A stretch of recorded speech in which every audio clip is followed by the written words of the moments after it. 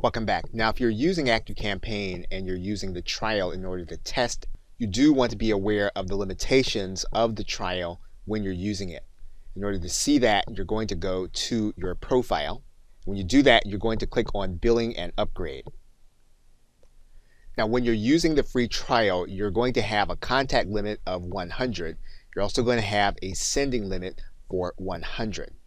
And those limits don't change even if you raise the number of contacts that you're going to enter into ActiveCampaign in order to try it to get started.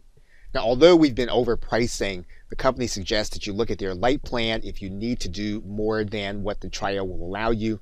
The light plan, as of the recording of this video, on a monthly basis is $89. It does not include the CRM. It does not include any of the custom domains or branding or even SMS marketing. It does, though, however, include email marketing, sending newsletters, and marketing automation.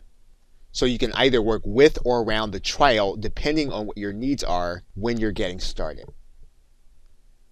Okay, so with that, thanks, and I will see you in another video.